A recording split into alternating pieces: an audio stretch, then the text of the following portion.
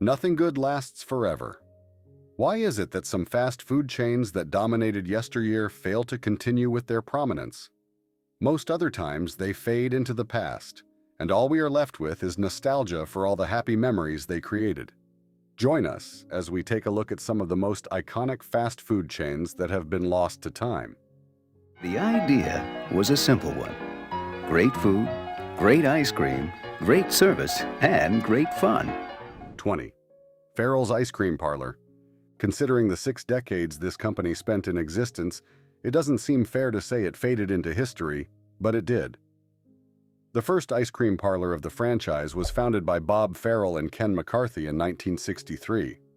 All the parlors drew heavily from an early 1900s aesthetic, complete with a player piano and straw boater hats. A big bonus for the restaurant was the free ice cream sundaes they would give to kids on their birthday, along with employees singing the happy birthday song just for the special boy or girl. Their menus were printed in the style of tabloid newspapers. It featured a wide array of appetizers, sandwiches, sundaes, malts, and shakes. An unique feature of their menu was their low-calorie diet menu sheet you could turn to if you ate too much ice cream.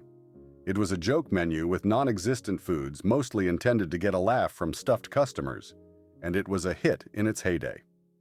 Farrell's Ice Cream Parlor started to face a decline in sales by the end of the 80s.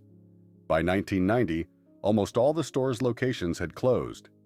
By 2008, though, the company came back from the dead, this time as a franchise, and managed to power along for another decade until it finally closed in 2019. While its resurgence failed, one thing Farrell did while it was still in existence was leave a mark in the hearts of Americans, much like the next fast food chain on the list. If you want a great Oriental dinner, just follow the experts to America's family restaurant, Wags. 19. Wags. Wags was a casual dining restaurant chain owned and operated by pharmacy store giant Walgreens in the 70s and 80s. The chain was modeled after multiple major competitors at the time, like Denny's and Big Boy. You wouldn't be wrong to call Wags Walgreens' fine dining take on food you typically get from a Denny's. It could all have worked too, except for 2 small problems. A lot of Wags restaurants were built into Walgreens stores, and I don't know about you, but pharmaceuticals are the last thing I want to smell while eating my lunch. Secondly, the Wags model and the Wags menu wasn't unique enough for it to be offering anything the bigger fast food brands were not. Inevitably, they got outcompeted. By 1988, all freestanding Wags stores were sold off to Marriott Corporation. After being unable to find a buyer for the rest of the business, the chain was completely shut down by 1991. Up until the end, Wags held on to the bold twist it brought to the restaurant game, much like the next chain on this list. It's Sunday at Many Pearls. Friends, family, and food aplenty. What, fried chicken, my son? And of course, plenty of Many Pearls chicken. 18. Mini Pearls Fried Chicken. This fast food franchise was the most successful of a trend of celebrities licensing their names to restaurants. While it wasn't unheard of at the time, the willingness of the franchise's owners to allow different locations to take their own unique spins to the menu made the chain stand out. But not in a good way. This inconsistency in recipes meant that customers were getting a wildly different quality of food from location to location. For a while, the franchise was wildly successful and even sparked a trend of copycats. But the good times wouldn't last long. The inexperienced founders struggled with running the franchise and quickly wound up deep in debt. The death knell of the business, however, was a SEC investigation that brought the creative accounting and fraud that was going on in the background to light. Say what you want about the result. Mini Pearls was built from big dreams, and this next fast food chain was no different. I am crazy about Lum's Gourmet Burger, green peppers, mushrooms. 17. Lum's. Lum's was founded in 1956 in Miami Beach, Florida, as nothing more than a hot dog stand. Stuart and Clifford S. Pearlman bought for $10,000. Talk about humble beginnings. By 1961, that would become 4 restaurants. Right from the start, the Pearlman brothers had big plans for their new business. Clifford Pearlman, especially believed in the dream so much that he quit his position as president of Southern Wood Industries, Inc. to focus on the business. In their care, Lum's started to aggressively expand, and by the time they sold their food operations to then-chairman of KFC, John Y. Brown, and a group of investors, they already had 400 stores across the U.S. and Europe. It was Brown that would discover their signature Ollie's burger and buy the recipe. Everything started to go south after the franchise was bought by Wienerwald Holdings, AG, in 1978. After Wienerwald filed for bankruptcy in 1982, Lum's was also forced to close down. Almost all the original Lum's locations closed down in 1983. The last Lum's location left operating after the business closed in Bellevue, Nebraska would survive for 3 more decades before closing down in 2017. What made Lum's great was their ability to spot what would give them an edge, much like this fast food chain. Delicious chili dogs. Terrific tacos. Just 29 cents at Pup & Taco. 16. Pup & Taco. This restaurant chain was the answer to Southern California's fast food needs from the 50s to the 80s. And just like the name suggested, this restaurant was big on their signature hot dog and taco combo, 2 meals you usually wouldn't think would go together. It was founded in 1956 by Russell Wendell, who at the time already owned another successful fast food chain, Randy's Donuts. Of course, the hot dog and taco combo wasn't the item the fast food brand was serving. The menu consisted of several varieties of tacos, hot dogs, tostadas, pastrami sandwiches, French fries, and a varied selection of beverages to match. Due to a combination of unique menu offerings and elite advertising, Pup & Taco dominated the SoCal market up until its demise in the mid-80s. The first official Pup & Taco restaurant was opened in 1965, and by 1972, the company already had 50. A year later, it had 62. At its peak in 1984, the brand boasted 99 active stores across California. Pup & Taco became such a prominent fixture of the area that it was occasionally referenced in pop culture, like the 1985 comedy classic Fletch. Johnny Carson would often reference Pup & Taco in his Tonight Show monologues. But all of that would come to an end in 1985 when all 99 of Pup & Taco's stores were bought up by Taco Bell.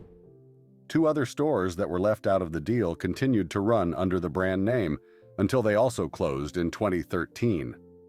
Pup & Taco will be remembered for their unusual combinations on their unique menus, while the next restaurant franchise on this list will be remembered for so much more. 15.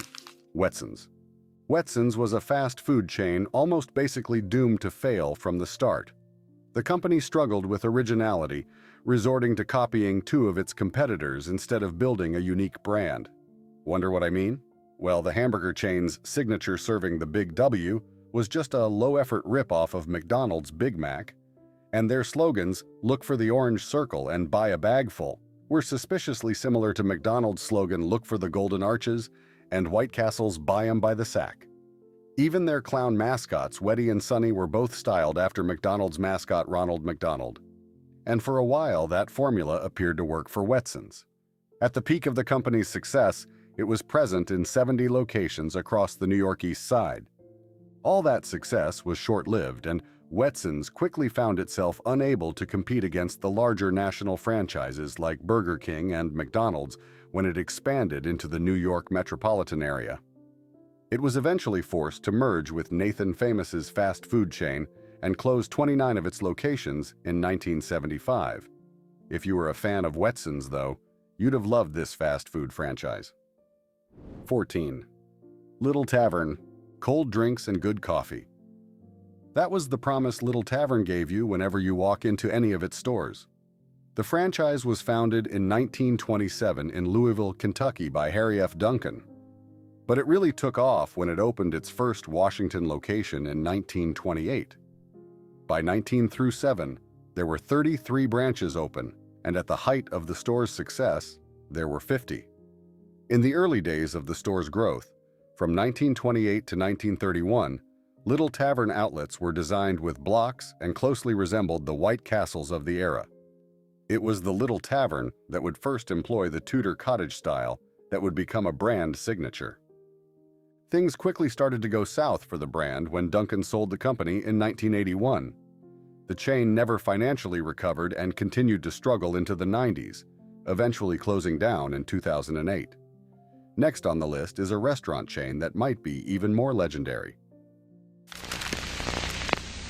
Burger Chef presents the Family Circus. 13. Burger Chef. You've probably never heard of Burger Chef before, but at one point in time it was one of the biggest fast food franchises in the United States. It first launched out of Indianapolis, Indiana in 1954. In 1968, by the time General Foods Corporation bought the fast food chain, Burger Chef had already expanded to 600 outlets. By 1969, General Foods tried to expand into Australia, a plan that ultimately failed. The company bounced back very quickly, and by 1972, Burger Chef became the second largest fast food chain in the country, only surpassed by MacDonald's. That was when the chain introduced two kids' meals, the Fun Meal and the Fun Burger, to their menu, something that hadn't been done before at the time. They were so protective of their idea that they tried to sue when McDonald's introduced the Happy Meal, but ultimately lost. In 1982, General Foods sold Burger Chef to Imasco, which owned Hardee's. Almost immediately afterwards, most of Burger Chef's locations were converted into Hardee's. The locations that weren't converted were left to close. You know what Burger Chef and the next franchise on our list had in common? Keep watching to find out. 12. Delights. Just imagine a fast food restaurant that wasn't just focused on fast food, a restaurant that focused on your health just as much as it did your taste buds, the type your doctor could recommend to you. Too good to be true, right? Well, yes and no, yes, because that was Delights. And no, because that's now all in the past. Delights, or Delights of America in full, was a small fast food chain based in the town of Norcross, Georgia. It was founded in 1978 by Doug Shealy and Jeffrey Miller, and the first franchises opened 5 years later in 1983. It became an even bigger hit in later years, and by 1985, more than 100 locations of the brand had opened across the town. Delights featured a wide array of reduced-calorie dishes, including low-calorie cheese and high-fiber buns. Did someone say health-conscious? But by 1986, all that momentum fizzled out and the company stopped franchising. By the end of the year, the company filed for bankruptcy. What spelt the end of Delights was larger chains deciding to offer healthier sides to their meals, essentially making the company redundant in the eyes of customers looking for healthy fast food. If Delights was health-conscious, then this next restaurant franchise was part of our subconscious. At the deli and the baker and the ice cream maker in the fresh cooking, fresh looking new Howard Johnson's. 11. Howard Johnson's. Oh, Howard Johnson's, one of the last iconic slices of the good old days. Back when it was in existence, you would see one along every highway, and every time you walked in, you knew you were about to get the treat of your life. The fast food chain was originally founded by Howard Deering Johnson in 1925. Throughout the 60s and 70s, Howard Johnson's held dominance over the market, holding the #1 spot with 1,000 locations across the U.S. But after a few acquisitions and the company changing hands multiple times in the 70s and the early 80s, the sales of the franchise started to dwindle. The brand managed to keep operating despite low sales, and the last Howard Johnson's restaurant in Lake George, New York, only closed very recently in 2022. While Howard Johnson's was holding down the country with the sauce, this iconic franchise was holding down their city with theirs. 10. Mighty Casey's. At its peak, Mighty Casey's was the go-to fast food place in the surrounding Atlanta, Georgia area. It immediately took off after opening in 1980 and quickly became popular in the Atlanta metropolitan area for serving high-quality, affordable fast food and a diverse menu. One major way Mighty Casey's stood out from the competition was by offering high-quality menu offerings and exclusive ingredients like signature sauces and hand-battered onion rings. Customers could get their food from anywhere, and Mighty Casey's knew that. So a major focus of the restaurant chain was on giving the people a unique experience. When we say they had a diverse menu, We mean very few fast food chains at the time offered as much variety in their menu offerings as Mighty Casey's did. They had everything, from their signature Grand Slam hamburger to their chopped barbecue sandwich, Cajun wings, numerous combinations of hot dogs, onion rings, ice cream, and their signature breakfast menu. Mighty Casey's reign over the Atlanta area, unfortunately, would be short-lived. In 1994, the company was bought by Crystal and most of its restaurants were converted into branches of the franchise. Mighty Casey's grew into a regional powerhouse, but soon enough it went into irrelevance, which is a story the next fast food chain knows very well. 9. Doggy Diner. Doggy Diner was a small restaurant chain with a big image. Beyond any unique menu offerings or targeted marketing campaign, the striking appearance did a lot to capture the hearts and minds of customers. Right from the moment the first Doggy Diner restaurant was opened in Oakland in 1948, the franchise got straight to work, making memories that would last a lifetime. The iconic Dachshund's head that would lead multiple generations of Californians to the experience of a lifetime. Beyond the diner's unique aesthetics, the franchise offered a quality fast food menu comprised of French fries, hamburgers, hot dogs, and a variety of sodas to go with it. At its peak, Doggy Diner had 30 locations across the San Francisco Bay Area, and by 1969, it was sold off to Ogden Corporation. The company flew too close to the sun in later years, trying to compete with the larger franchises, and went out of business in 1986. The original Doggy's Diner still lives on as an important landmark in Oakland, and the brand name was revived in recent years for hot dog sales by the San Francisco Giants. We're moving on from Oakland's heartbeat to another beloved regional fixture. Wow, look at those crispy fries. Just looking around Sandy's is so much fun. It's almost as good as eating. Almost. Sandy's puts the fun into eating out. 8 Sandy's. Before Hardee's, it was Sandy's serving the hungry stomachs of people across the American Midwest. The restaurant chain originally launched in 1856 as an attempt to open MacDonald's restaurants by a group of friends in central Illinois. After an unsuccessful attempt to open a few more locations across the state, the group decided to start a new restaurant, Sandy's, instead. Right from its founding, the owners of Sandy's marketed the company as a competitor of the McDonald's franchise, down to the menu, which had a 15-cent hamburger, a 20-cent milkshake, and a 10-cent bag of French fries, much like what McDonald's was offering at the time. They also adopted a Scottish theme to rival what they saw as the Scottish roots of McDonald's. One thing Sandy's did decide to do differently from McDonald's and most other fast food companies of the time was to make the branches of the franchise entirely operator-owned. Each branch was given free rein to function independently in the hope that this would help the brand cater to the needs of each community more effectively. This strategy was wildly successful for a while until, due to a combination of lawsuits and a shortage of cash flow, Sandy's was bought out by Hardee's at the end of 1956. Next up is another regional superstar that made its mark on its city. 7. Jerry's Hamburgers.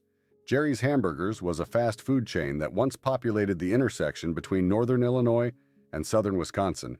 It was started in 1962, partially with the intention to rival McDonald's. One of the founders of Jerry's even used to be the vice president for McDonald's. In its early days, Jerry's Hamburgers was mostly geared towards takeout service, and this kind of helped it stand out in the Midwestern fast food scene. This model had to be later scaled back when it started to affect the company's ability to compete, but takeout still remained a major point of focus for the brand. As a side note, the cartoon icon on Jerry's marquee was very similar to McDonald's icon, Mr. Speedy. By 1980, the fast food chain was present in 13 chains across the American Midwest. By 1981, the company officially closed down, but not without leaving a few of its branches to operate independently. These individual restaurants continued to chug along until 1999, when the last Jerry's closed for good. The brand might be gone, but it's not forgotten.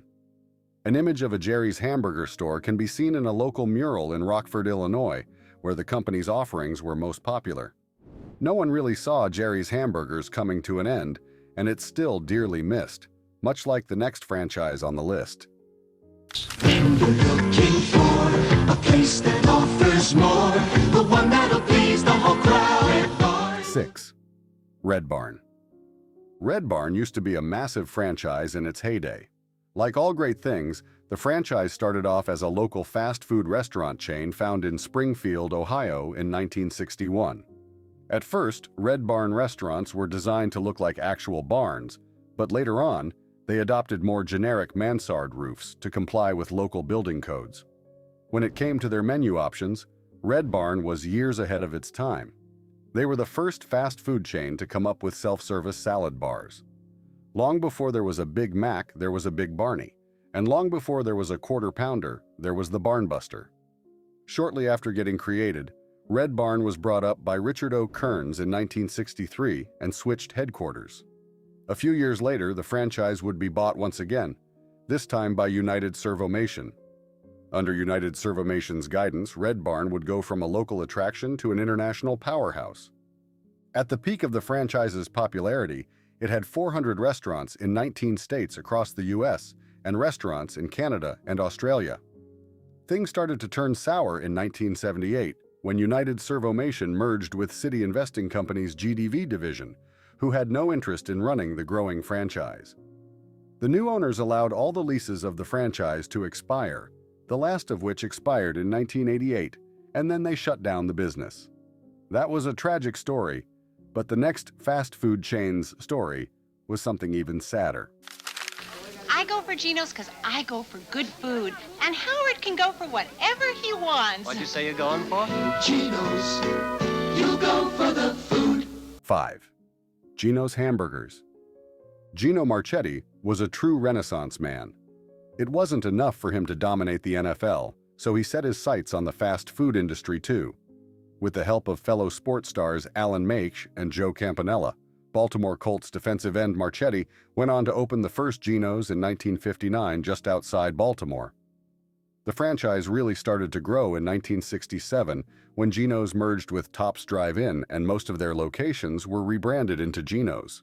In the 70s, the company tried expanding into the Midwest with efforts that would ultimately prove to be unsuccessful.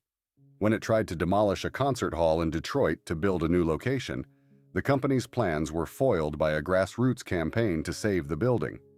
The company met an unceremonious end in 1982 when it was acquired by the Marriott Corporation, and almost all of its branches were converted into Roy Rogers restaurants.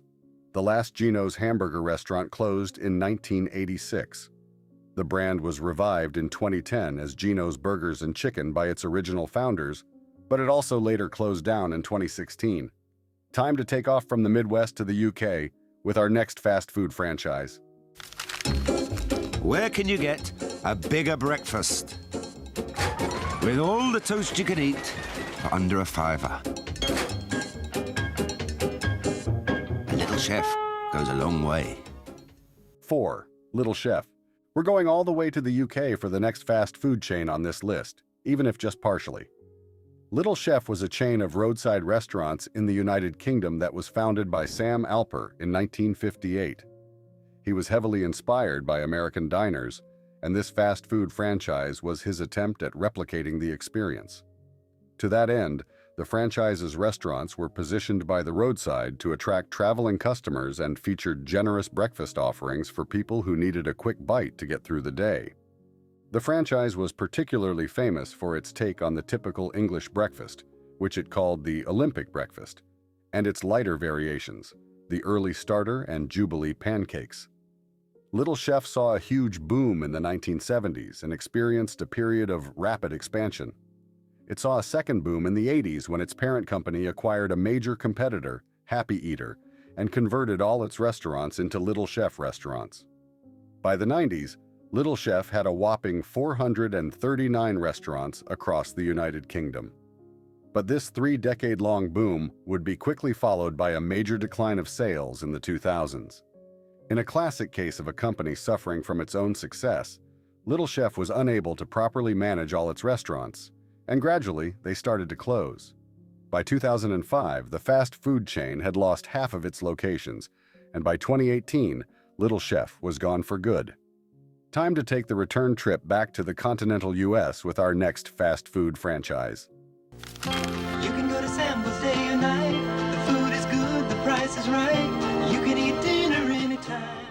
3. Sambo's. It's already hard enough to keep a business running. It gets even harder when you have to deal with the backlash of having an unfortunately named one. Sambo's was given that name as a portmanteau of the names of its founders, Sam Battistone Sr. and Newell Bonnet, in 1957, with only a tangential relationship to the racially charged term. Even more unfortunately, some of the early locations of the franchise were decorated with paintings of scenes from the Little Black Sambo. Regardless of that, Sambo's was incredibly successful right from the jump. By 1963, it had expanded to 16 cities across the United States. By 1969, the company expanded further to 98 locations and started to diversify into other franchises, like Red Top Hamburgers, Heidi's Pie Shop, and the Blue Ox Steakhouse. Things started to sour for the business when pressure started to mount on the company to change the name. After a flood of outrage was directed towards these companies in the form of protests and lawsuits in several communities, a few of them temporarily changed their names to the Jolly Tiger. By 1979, Sambo's has 1,179 outlets in 48 states across the USA. But due to poor financial decisions on the part of the management, the company filed for bankruptcy in 1981. By 1982, all of Sambo's restaurants had closed apart from the first one in Santa Barbara, California. While Sambo's was still hot, one other fast food giant was dominating the country with their amazing offerings. 2. Winkies. That was more than just a catchphrase. It was a guarantee the fast food chain gave anyone who walked into one of its branches. Founded in 1962 by the Ehrenstein brothers, Howard and Bernard Ehrenstein, Winkies Hamburgers was a chain of hamburger restaurants mostly located in or near the Pittsburgh area in Pennsylvania. At its peak, the restaurant chain's most popular meal was the trademark Winkies Hamburger 15 cents, which they would heavily advertise. Some of the chain's other prominent attractions were the Big Wink, the Great One, and the Ground Rounder, along with some hot dogs on the side. The Ehrenstein brothers had access to a seamless supply chain for their ingredients, so Winkies only served fresh food at any point in time. One thing the restaurant chain was known for in its heyday were the fun, lighthearted television commercials with puppet monsters it would produce. Just 3 locations after the first Winkies opened, the company already had 14 locations with 4 under construction. At its peak in 1977, the company had 42 restaurants in Pennsylvania, West Virginia, and Ohio, and was making plans to expand nationally. But sadly, those plans would never come to fruition. At the end of the day, not even the fast food chain's cheap, fresh meals or its witty advertisements could save it from a regional economic downturn. The fast food chain was forced to file for bankruptcy in 1982. For our last lap of our defunct restaurant tour, let's head on to the next one on the list. What family restaurant wakes up your appetite with any 3 hearty breakfast favorites like these for just $1.95? 1. Lions. In an all-too-familiar story, Lions was created to compete with Denny's. Originally founded in 1952, this beloved restaurant chain became a mainstay of Northern California, with headquarters in Sacramento. Each location promised round-the-clock service and a consistent offering of fresh food. In 1966, the company was bought by Sara Lee and would be sold once again in a management buyout in 1969. By that time, Lions had 65 restaurants across California, Oregon, and Nevada, and an impressive cash flow of $100 million. After the company went bankrupt in 1998, Lions was once again brought up, this time by Arby's, after which Arby's sold it to another company that would go bankrupt in 2001. By 2002, the fast food chain had sold half of its restaurants, and by 2002, the last Lions closed down. In 2015, a new Lions opened, followed by the establishment of a few other branches in Tracy and Stockton. By 2017, all of these branches closed down once again. And that's it for the video, guys. Which fast food chain do you miss the most? Which one would you have added to the list? Feel free to tell us in the comments. See you in the next one.